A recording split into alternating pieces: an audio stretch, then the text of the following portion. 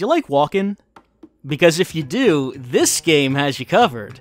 Everybody's Gone to the Rapture is a game about having a stroll in an idyllic English countryside village, in which all of the residents have apparently vanished. I say apparently because the game begins very abruptly. You don't really have any information to start you off on your amble.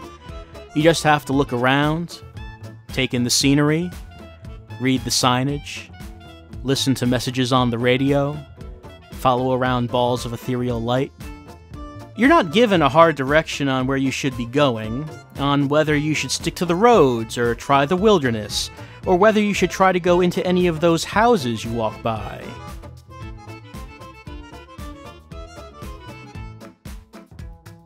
You totally can walk into a lot of the houses. Not all of them, though. You do get some guidance, however. If you lose your way and are just not sure of where you should be heading, a general rule of thumb is to follow the balls of light. Did I mention the balls of light? Because they're the closest thing this town has to residents anymore. The balls themselves don't really communicate with you, but they do lead you to recordings of conversations from the past. Yeah, there's a 12-foot drop the other side of that wall. I'm old, but I'm not useless, no. Can I borrow the ladder? No one said you were useless. Reese? Hi, Frank. Fetch Graham the ladder, will you, lad? It's round the side of the barn. Will do. And you be careful, I don't want Stephen Appleton coming mithering round here because you've broken your neck.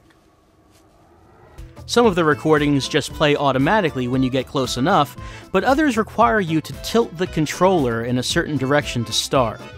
I'm not sure what the reason is for the tilting, but at least it's some kind of interaction that you can have in the game world.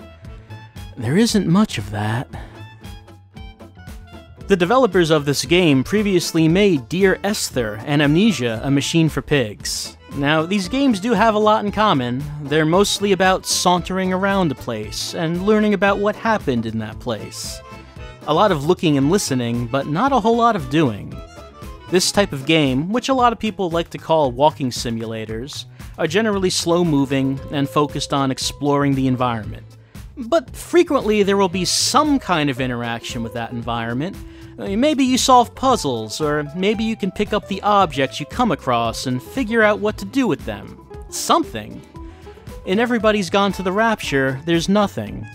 Unless you consider turning on radios and opening doors to be something, but I don't really.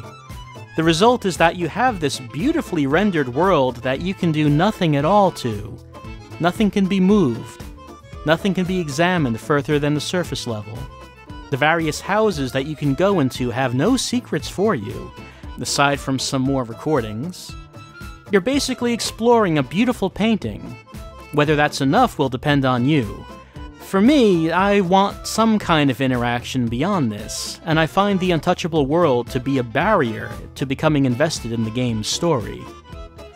But having said all that about the world being a painting, it really is a stunning painting. The Chinese room really went all out in the presentation of this lonely village, in both the visuals and the sound design. The audio is quiet for the most part, in keeping with the environment, but that does just make the points where the sound swells more memorable.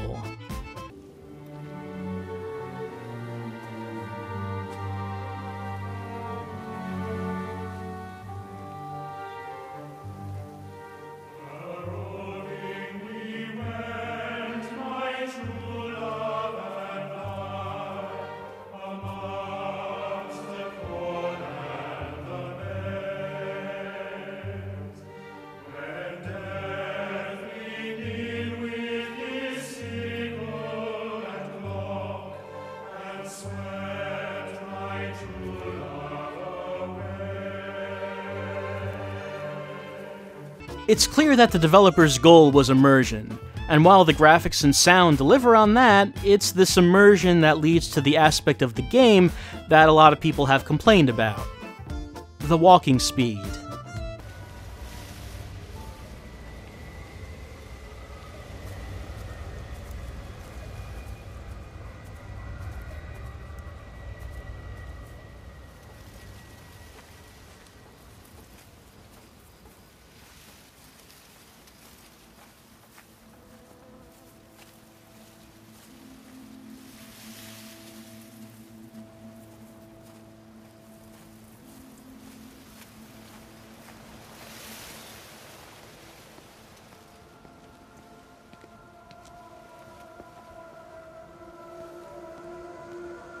You aren't in a rush to get anywhere in this game. I understand why it's like this. It's meant to be accurate to the speed someone would have when on a long walk. Your character in this game is not running anywhere. You're not trying to get to someplace. Your final destination in the game is something that you just kind of find yourself moving closer to. If you're paying attention to the recordings, then you'll figure out what your destination is long before you get there, but you're not in a hurry. You're there to see what happened to the town, and that involves wandering all about to see what there is to see. So, the walking speed is realistic. It's immersive. It can also get a bit frustrating, especially if you wander off in the wrong direction and end up in a place that you already explored. Even if you want to get back to where you were quickly, your character doesn't have a walking speed faster than casual mosey. But then, I suppose if you could walk faster, you wouldn't spend as much time looking at the scenery, which is most of the point of this game.